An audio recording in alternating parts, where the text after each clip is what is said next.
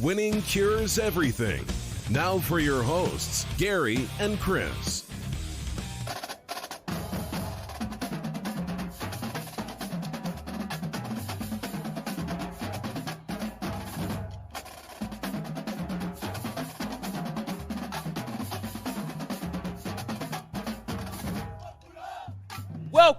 Welcome in, Winning Cures Everything. It's Tuesday, August the 11th. It is my daughter's 15th birthday, and this is Winning Cures Everything. I'm Gary. And I'm Chris.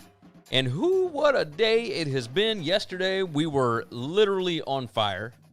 Maybe not literally. I wasn't actually flaming up or anything, but yeah, I mean, everything has simmered down, and now we know there's no Big Ten football. There's no Pac-12 football. There's no fall sports in the Pac-12 or the Big Ten until January 1st. That means no basketball till then.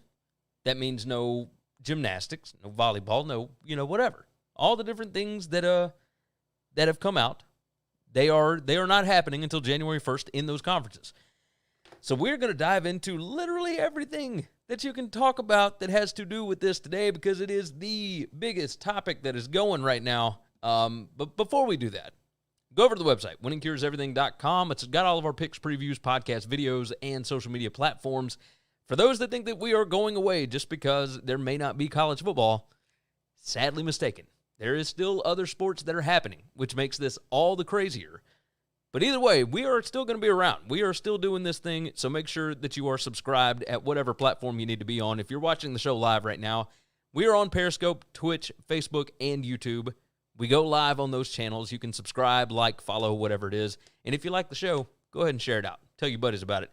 But if you missed the live show, you can, of course, subscribe to the podcast. And we've already got Ben jumping in on Twitch. He said the face of Chris is the one of an upset man. It's not been a good day. I will say that. Make sure you're subscribed to the podcast. And if there is any kind of college football season, we will be covering it for sportsbookreview.com. Go over to sbrpicks.com. We've already got a few videos up over there on their YouTube channel, or you can find the articles for those over at sbrpicks.com. Matt Miller said, you guys pumped up Kevin Warren a couple days ago. Sadly, he turned into an asshat. Well, you know what? Let's just go ahead and have at it, right? Because we need to get this show in relatively quickly. Chris has got some stuff to do, and honestly, so do I. I've got a napping toddler that will be waking up anytime now. So we'll get it figured out one way or another. But let's go ahead and dive into, of course, the biggest topic of the day. The Big Ten and the Pac-12 cancel, and they are done until January 2021. And, we've heard talk of spring seasons, and we've heard talk of this and that. And obviously I would have to imagine for the Pac-12, the loan program that they set up that we discussed last week, that had to help, right? That had to help. Tommy Jarvis on Facebook said marble racing could become a big thing. Hey, at this point, any kind of competition could be something. So I would imagine that the loan stuff helped, and I would imagine that the Big Ten has also got something along those lines set up. But a lot of those Big Ten schools, I mean, they've got major endowments, right? They don't have to worry about this. Stanford out in California, USC, I mean, these are schools that have billions of dollars. So they don't have to worry with this because it's not a big part of their overall school budget. And I think that's what this all literally came down to is, we had to deal with whether or not these schools, wanted to take the risk. And what I need to have happen, Chris, is I need them to release the medical information that led them to this decision. And they have not done that as of yet. We keep hearing about the heart issue. We keep hearing about all this different stuff. As I explained yesterday, that's nothing new. With any kind of a viral infection, that is a possibility and sometimes a likelihood. It's with the flu. It's with herpes. It's with, any kind of viral infection. Hepatitis, like all of these different things can cause myocarditis. That happens. And it's not more prevalent with COVID than it is with anything else. And yet, it's just a thing. Matt Miller jumps in and said the Pac-12 canceled basketball. They 100% aren't playing football in the spring. Well, they didn't cancel basketball. They canceled basketball until January. That's a whole different thing. The Brown Yeti jumps in. He said, what's up? What's up, Brown Yeti? Anybody else that wants to jump into the chat, obviously right down there in the bottom left-hand corner of your screen, you can do that. You can help drive the conversation. Matt Miller said they won't do it. Just tell us the truth that you don't want to get sued and move on.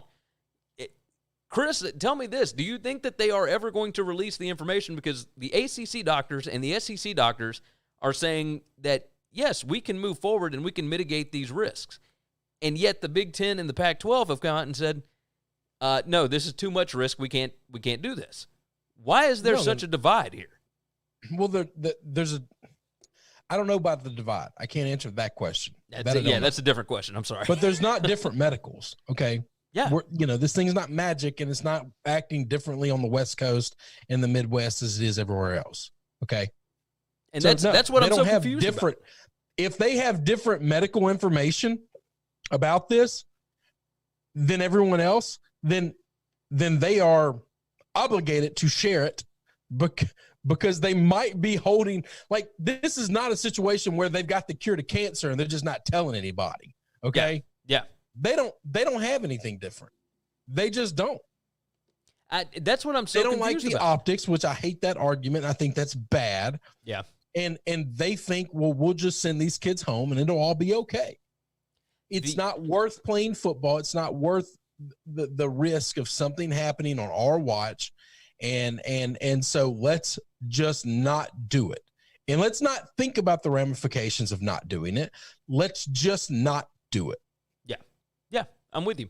Let me talk for a second about Kevin Warren, Big Ten commissioner. We can obviously he is going to be the lightning rod for a lot of this criticism, but this is not all on him.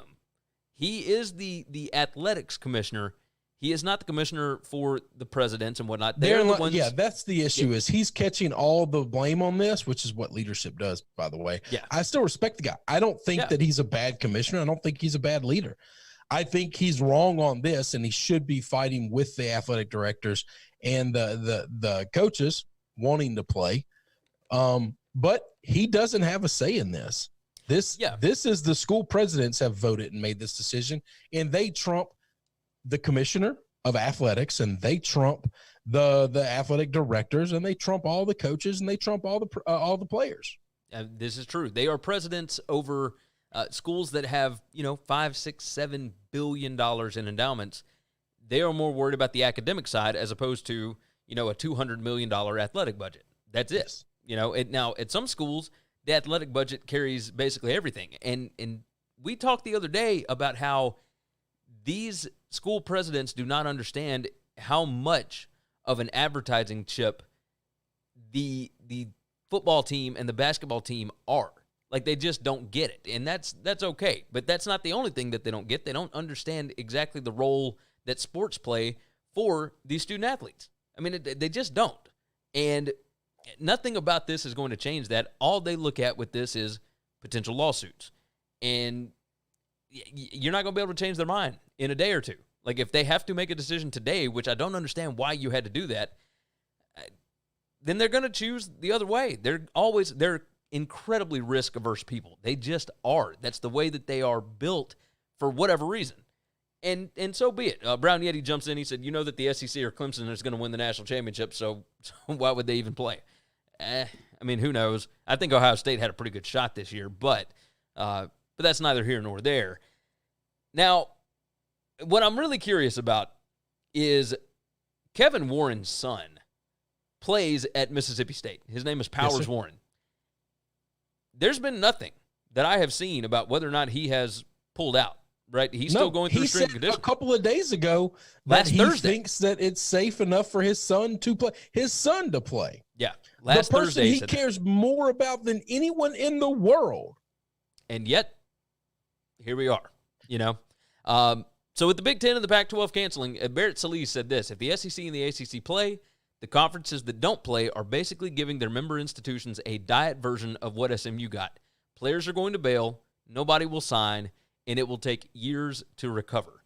And I think he is dead on. If you thought the recruiting gap between the South and the Midwest was drastic before, it's about to get obscene. The problem with the SEC is now going to become it's just they're gonna cannibalize themselves. Oh, 100%. If the SEC can play, you're talking about Alabama's already loaded with nothing but 5 stars. You're not 4 stars and 3 stars don't touch the field. All right, LSU's getting close to that. Georgia has been that for the last couple of years. Auburn, Tennessee, and Florida are about to take steps, leaps, and bounds. A&M are about to take just giant leaps. Yeah. No, you're dead on. So with that, let's go ahead and move into this talk about the spring season.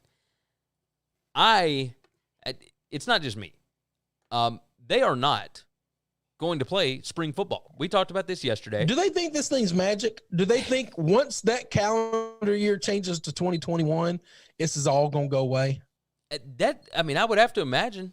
Like, this I think is they why know. I fought so hard on problem solving and troubleshooting this thing yesterday, is because this isn't going away anytime soon, and it might not ever go away. So we must learn to live with it. Yes. Okay? Those who fight masks must learn to live with them, because there's a good possibility it is the way you're going to live for a long period of time. All right? Yeah. We cannot just hunker in a bunker for the rest of eternity. We have to find a way to live with this virus in our life, in our ecosystem. And it's going to evolve and change. And we are going to evolve and change. Our immune system is. And we don't know what it's going to look like when that happens. But we must learn to live with it. We must learn to find ways to function in society in spite of it and not run and hide from it. Well, and on top of that, Pete Thamel put a tweet out this morning and said that the Big Ten, before the Big Ten even had their meeting to actually officially cancel the season, he said that they were just then having their first conversation about the spring. But this is my problem yesterday. These people don't do anything. They walk into a room and someone tells them what's going on, and they say, yeah, we can't do that, or no, we can't. There is no problem solving with them. They don't know how to do it, which is crazy, because most of these people are, I'm sure, come from some type of background in the scientific world or the mathematical world. I have to believe that some of them understand as variables change, we have to adapt. And you just have to look at this thing from so many parameters. They went from we're not playing, and we haven't thought anything else. I mean, has anybody said, can we get rid of the big boys because those are the guys that most at risk based on the information we have, and we turn this into 7-on-7 for 1 year, and our offensive linemen and our big defensive linemen can still maintain scholarships. They can be with their teams and support them, but they can't be on the field touching one another. They can't, have anybody even thought about that? Has anybody even tried to come up with alternative ideas as to how we can handle this for a little bit? And the answer is no. No chance. They're just now thinking about how a spring season is going to work. Guess what? It ain't going to work in the spring. No, because you cannot have players play that many games even if they did it in just like a 6-game season. Right? I don't think the amount of games in that calendar year matters at all. I think that's wrong, and I think they can do it. The problem is if the juice ain't worth the squeeze today, it's not going to be worth the squeeze tomorrow. Okay. No, it damn sure ain't going to be worth the squeeze when the revenue is maybe cut in half, maybe cut in I mean, you could be getting 1/8 of what you would have gotten had you played this year. So no, why would they risk it then? Just cancel the whole thing, put it all off, and try to make it work in the fall, and maybe learn from the errors of your ways this time. Yeah, I'm with you. I agree. But if you're an elite level athlete, and if you've got consideration to go to the NFL, and you're maybe a 3rd, 4th round kind of guy right now, I mean, Joe Burrow would have been a 5th or 6th round quarterback or an undrafted free agent if he didn't have last year. No, you're 100% right. What do you think a season can do? Well, let me point you to Joseph Burrow. Okay? 100%. You are dead on. It can change your life for eternity. It can change your grandchildren's lives for eternity. Now, I will say, let me go on and jump in with this. Ross Dellinger it tweeted this out. Barry Alvarez suggested that schools are going to continue a 20-hour week for the football players. Now, this just seems absurd to me. He said it will be a modified 20-hour week per the football oversight source. It will not be a preseason practice model, but will instead be more like enhanced training of July. They'll be doing walkthroughs, film, etc.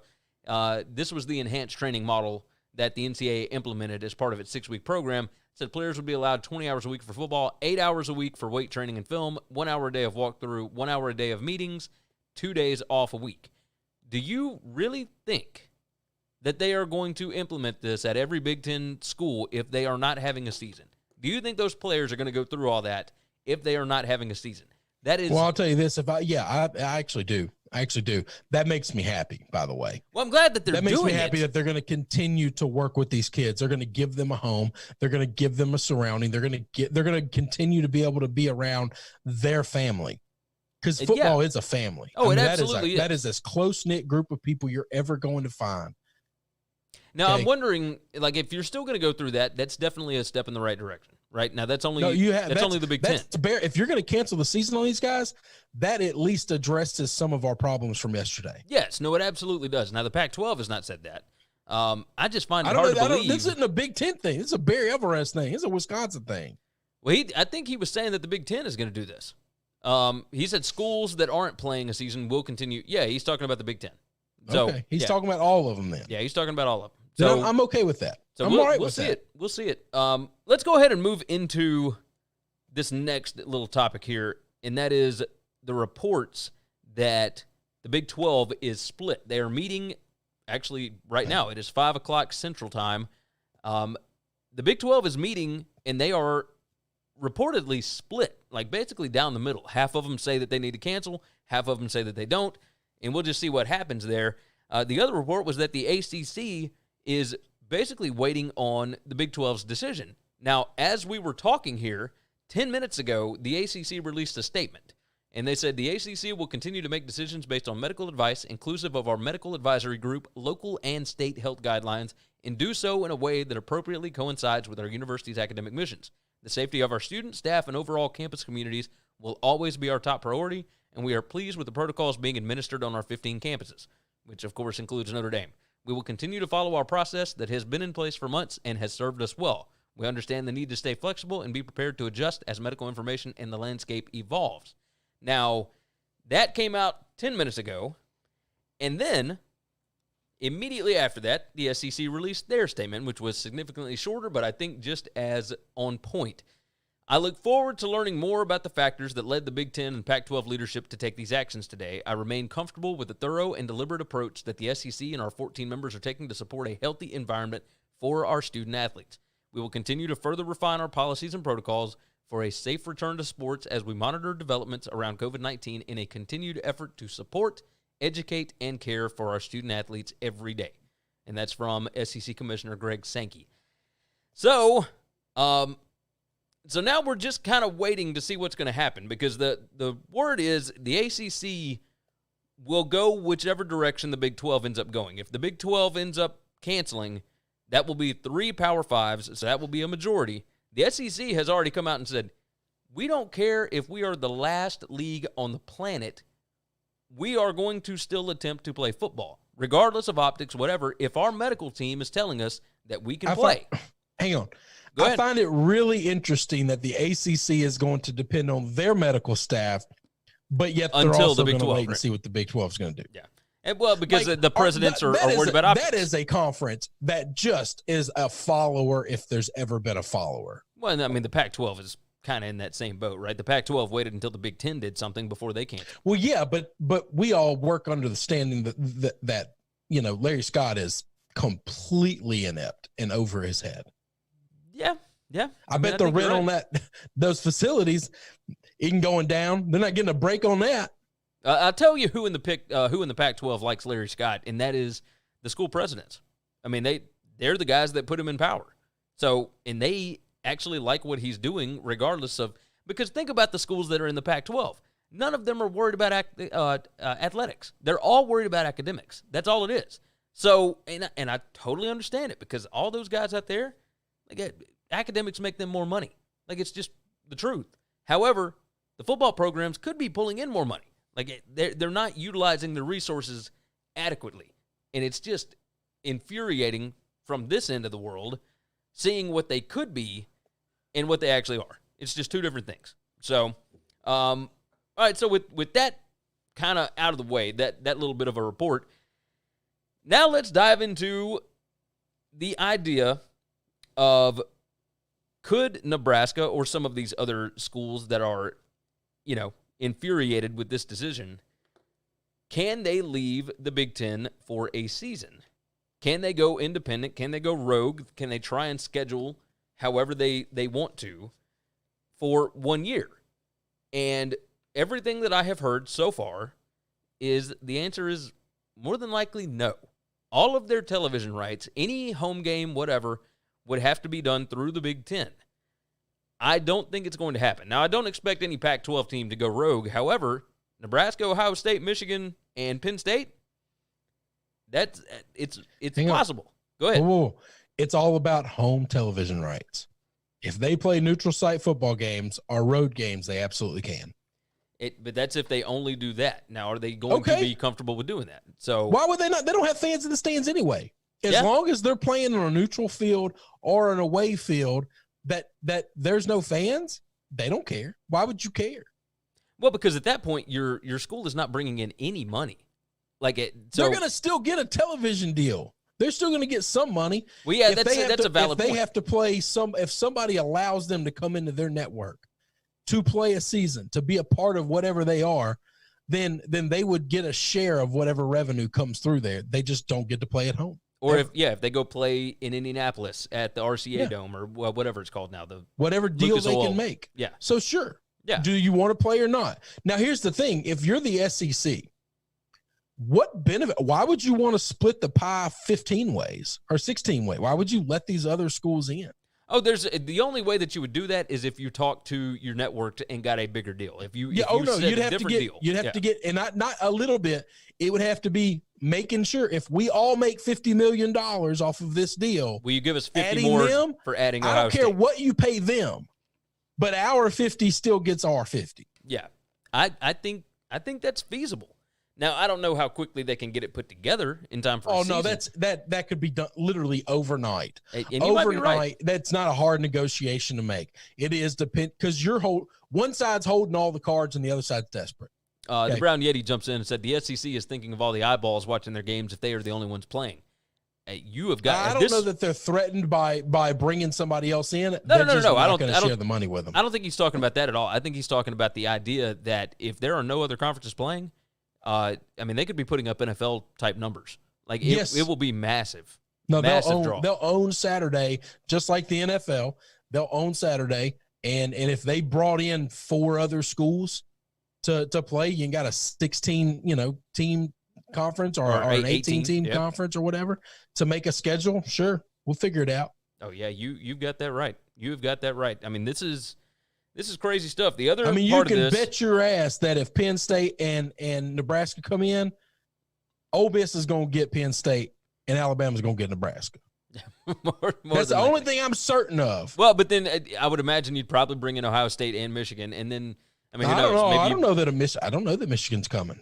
Maybe they're not. But, that president is out on a limb. He's an epidemiologist. He studies infectious disease. So he studied. It's what he used to be. He's now a president. This is true. He's not a working doctor anymore. This is true. Let's remember that. Okay, he's asked for money for the last umpteen years. Ben said, crazy how much money can be thrown around overnight. Matt Miller said, Michigan, Ohio State, Texas, Oklahoma, Penn State, Clemson. I still think the ACC is going to play. I think Florida State would come in before a lot of those schools. Yeah, I think so too. If the ACC cancels, I think the relationship that the SEC and Florida State already have, I think they would get in. I think natural rivals to SEC schools would have first option. Yeah. So I think your Clemsons, your Florida States, if Georgia Tech wanted to, would have the best shot. Yeah. No, you're correct. And A&M would do anything they can to keep Texas out of it and not let Texas play football. Oh yeah.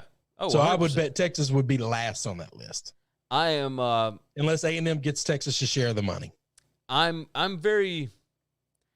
trying to keep up with everything that's going on. There's nothing out other than the SEC and ACC look to be pressing on, and no, the ACC is just a follower. They're going to do whatever. If everybody else bails and SEC goes forward, the ACC might have the stones to try to do it, but I don't know. I mean, who knows? I mean, here's the other question. They right? really are just followers. Are players going to attempt to transfer into programs that are still playing this season? So So first off, I tried to think about how I thought about that. Okay. And then I thought, so there's two things. How do I feel about that? What do I think of it? And then should it be allowed? Those are two totally different things. Okay. And then will the NCAA actually do it? Which I don't think there's any way on earth the NCAA will grant any transfer at all. Okay. So at this point in time, I don't think it's going to matter because the NCAA is going to say no to all of them. But am I okay with Justin Fields and Trevor Lawrence coming over, two best quarterbacks in football, coming into the SEC and bouncing some kid that has done everything right through all of this COVID, who's led his team, who's been a part of the team for 2 to 3 years, and now he's got his shot. And then some mercenary is going to come in and that mercenary is well worth every bit of it. Yeah. All right. I don't know how I'd feel about that. I agree with you. Miles Brennan has done everything right at LSU. I mean, it's just my guy. Okay. Yeah. Everything right. He is not close to, unless something crazy happens and he looks like Joseph Burrow did last year. Everything we have seen says he is not close to what those two gentlemen are in Fields and Lawrence. It would really break my heart to say, we're just going to sell our soul to the devil and let's just go get one of these mercenaries. They've never stepped foot on our campus. They've never hated our rival. They've never loved our school, not one day in their life. And now we're going to let them don our uniform for one season, and then they're going to go on off to the sunset. I don't know that I would enjoy that. I don't know that I would appreciate that. It would be I'd almost rather lose to them than to do that. Now, I will say this. Ben jumps in. He said A&M versus Texas. Matt Miller said the SEC would kick A&M out for Texas. We are worth more than that. No chance. He said milkman looking cesspool in College Station. Look, the SEC is loyal to A&M, period. A&M has been unbelievable to the SEC, and I assure you, Texas is the last school. A&M will be the school that decides if Texas gets to play with those or not. Yep, you are correct. You are correct about that. So with all that you just said, I do think that there is a place for some of these players to be able to come in, but it does feel really cheap. And it feels dirty. Yeah, it just feels dirty. Because that backup offensive line, that starting offensive lineman that's a senior, but he's not going to go to the NFL draft. He's just not good enough to get drafted. But he's played 3 years of college or 2 years of college, and he just wants his senior year somewhere. That guy's not getting taken.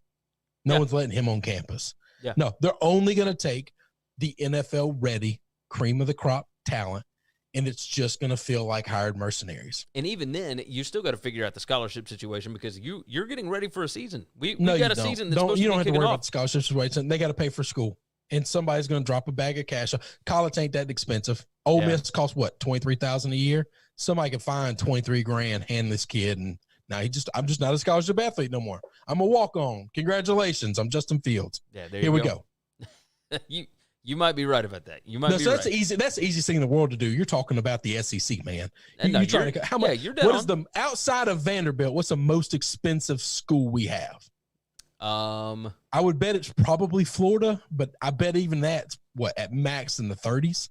Yeah, I would think so. I mean, Vanderbilt's the most expensive. I would imagine Florida's next, and then I would guess A&M. that. Now I'm just guessing. Yeah, I would guess A&M is probably third. Anything under $50,000, any of these schools can come up with that much cash in less than 10 hours. Yeah. Feinbaum just tweeted, said ESPN investigative reporter Paula Levine tells us that multiple athletes diagnosed with myocarditis after contracting COVID-19 has spooked college administrators, and that's what's causing all of this these issues. So, I mean, we'll see. We'll see. Let's go ahead and hit it on this last topic because you've only got a few minutes before you get at it. Before you got to get out of here, and the last one here is unemployment rates are about to skyrocket. Just absolutely, and not necessarily nationally, but you are about to see a ton of guys on campuses being let go, and it is not just in these athletic departments; it is across entire campuses. I mean, it's going to be massive. College sports, in the form that we see it right now, is going to be changed forever because of these decisions. It just is. You're not going to get the same guys back. You're not going to get the same. Go ahead, Chris. Well, one thing this is actually going to really hurt the economics of our country, and it's not going to be really unemployment. How much around college football is a gig economy? It's not I work a 9-to-5 job and I'm getting laid off. It's not that I work for the university, I'm getting laid off. How much of I set up tents for people. I park cars on Saturdays. And a lot of that was going away anyway, but $800 or $900. But no, yeah, but I don't know, man. I think tailgating is still going to be a thing. All right. Yeah. We just watched a PGA Tour event where no fans were allowed in, and thousands of fans were lined around the fence. Okay. Yeah. You might say they can't come in the stadium, but you're not keeping them out of parking lots. There's not enough police in any of these universities to stop tens of thousands of people from tailgating outside the game. Yeah. It's just not going to happen. So there is a gig economy around college sports, okay, that is massive. Massive. Well, and then restaurants these are not guys that fill out W-2s, okay? Yeah. Or 1099s. And therefore, that's a lot of people about to lose a huge chunk of income. I mean, that they depend on, that they count on. And they don't get to go just file unemployment because they weren't. I mean, you know, it's like working for yourself. If my business shut down, it's not as simple as just going and filing unemployment. Well, on top of that, it's not as simple as, well, okay, we'll just pick up again next year, or we'll just pick up in the spring. Like, you lose all your employees. You lose your customers. You lose your business. Like, that's just the way it goes. It's impossible to think that we are just going to pick things back up and it's going to be perfectly fine. Darren McCardle jumps in and he asks, is spring football what we're actually waiting for in college now? Not going to happen. We can be hopeful. I hope for spring football at this point. Like, I hope. I'm done being hopeful. But it's not going to happen. We're trusting in people that don't know how to do anything. All right. They haven't even had the conversations. They sit in their suits, and they sit in their air conditioned, and they sit in their nice mahogany desk, and they're talking about things they don't know anything about. Yeah. At all. Okay. And we're asking them, we're depending on them to make these decisions. If they think the virus is going to be under control in 5 months, they're deadly mistaken. Yeah. I mean, it's just, Joseph Gomez said, yes, you're going to have to start from zero. Yeah, you are going to lose everything, a ton of the employees at these athletic departments that already have set jobs, that already have a process in place. If there's no television revenue at these big-time universities, the university is not going to fund the athletic department to keep these guys around for a job that doesn't exist for a year. It's just not going to happen. Albert on Periscope they said, do a job that anybody, there's no specialty to it. Right, okay? Right. We can let Jim and Bill and Sally go, and next year Fred and George and Stephanie will come in and take her place. And in a lot of cases, you are correct with that. But in some cases, they are going to have to let go of guys that are, very necessary to the process that all of these institutions have built. Right? It's just I want. True. Here's what I want. This is what I've wanted my entire life. This is what I need for the NCAA to bring a rain of thunder down. These are the low-level people. These are the people that shuffle cash around. We saw it at Ole Miss. Who caught the bag?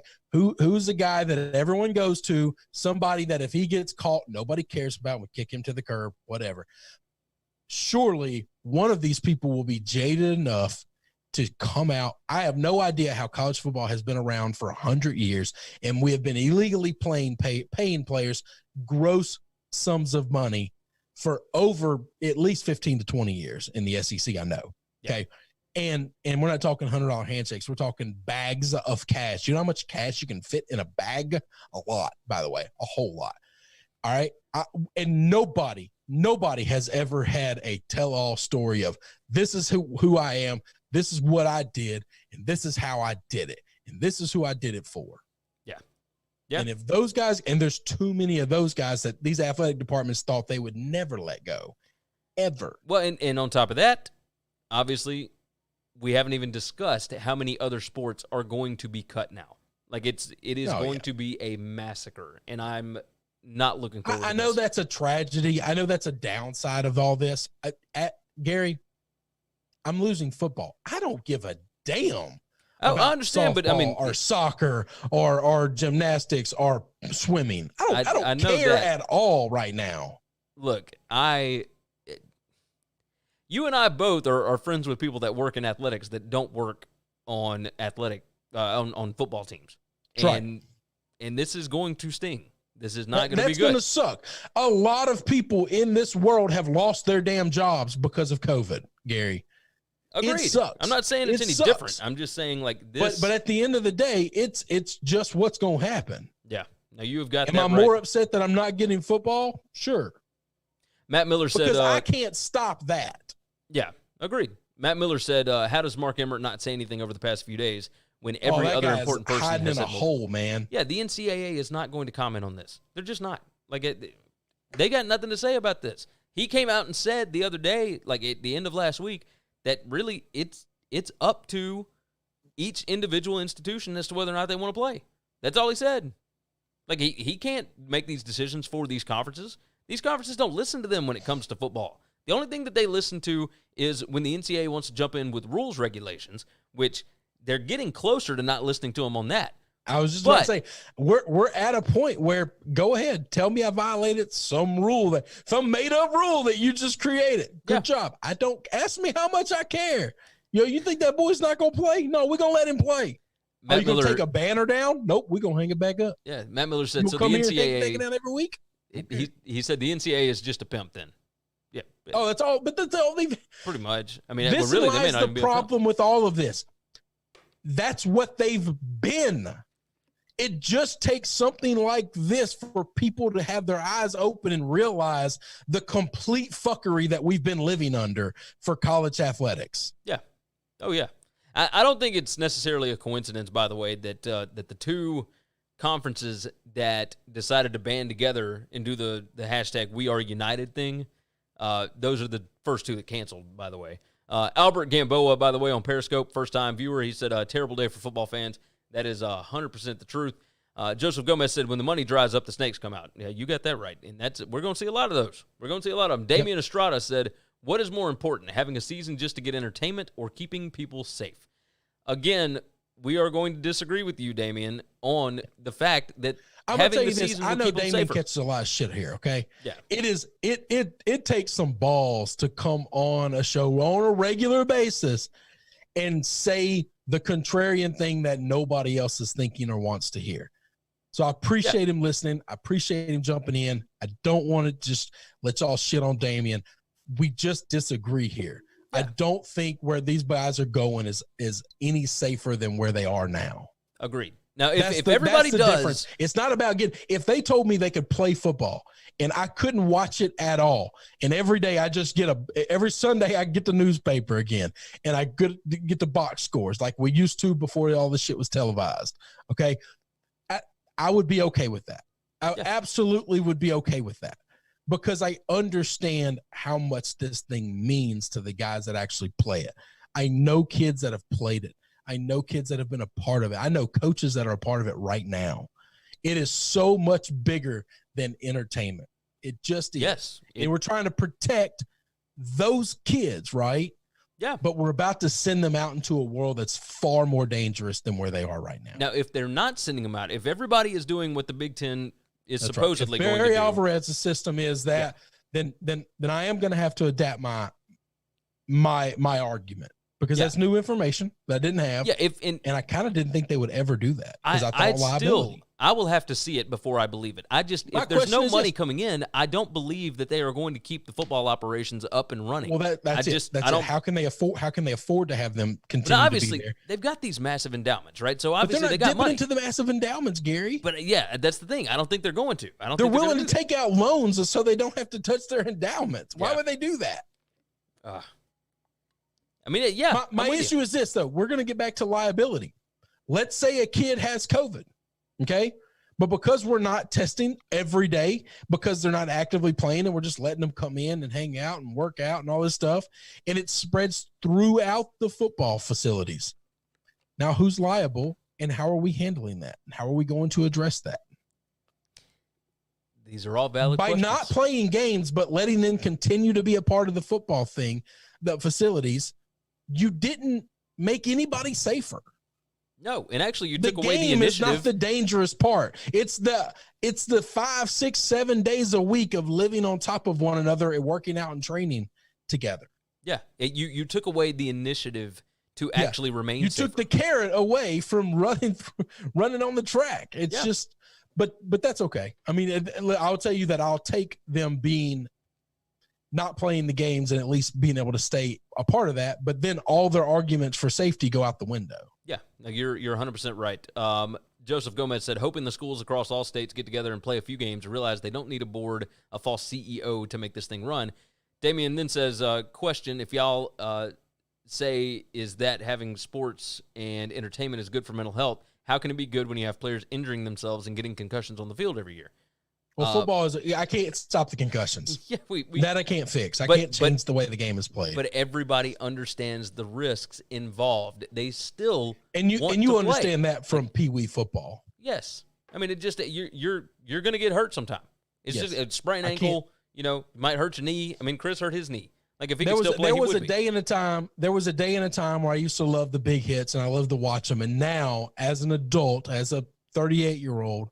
I cringe. I cringe a lot when I see the big head hits because I know what it's doing to the brain today, and I didn't know it before, and it causes me to have to make have conflict in my life. Okay, but I get it. It's just that is a part of the game, and we're not taking that out. Yeah, they're not playing because of head injuries. Joseph Gomez jumped in. WCE got that hard lemonade sponsorship all of a sudden. Chris. I don't know. It's just water. Yeah, it's just water. Just water. All right. With that said, I don't drink a lot of clear liquor. Nah, you got that right. I mean, a nice tequila on the patio, you know. Oh yeah, I drink a lot of, but it's on the back deck. Dark. Now you got that. Anyway, right. All right, let's get out of here. Let's do this. You guys have been fantastic. Another wonderful day of big time viewership numbers. You guys are fantastic for tuning in. Thank you so much. If you like the show, please share it out. Tell your buddies about it. We are not going anywhere. No college football is not the end of the world for us. We are going to continue talking about the topics at hand. Obviously, there are other sports going on. We're going to be here. We are doing this thing. We enjoyed just having a conversation. Chris and I like talking to each other every day. And this gives us a full reason to do it, even when we're really busy. So, we're going to be here. Go over to winningcureseverything.com. Make sure you are subscribed everywhere you can subscribe. And knock out that podcast review. 5 stars over on Apple Podcasts. We would definitely appreciate that. As I said, share out the show. Tell your buddies about it. Go to sbrpicks.com. If there is no college football, I don't know exactly what we're going to be doing over there, but I'm sure it is something. But go check it out, sbrpicks.com and sportsbookreview.com. That is where you can find our stuff on the CFB season right now. You guys are fantastic. Thank you for jumping in the chat and helping drive the conversation. We appreciate all of you. With that said, everybody take care of yourselves, take care of each other, and we'll see you again tomorrow. Thanks for checking out Winning Cures Everything. If you want to keep up with us, hit subscribe on YouTube or your favorite podcast app. Visit the website at winningcureseverything.com, or you can like us on Facebook or follow us at Winning Cures, at Gary WCE, or at Chris B. Giannini on Twitter. Share out the show, leave a nice review, and make sure to comment and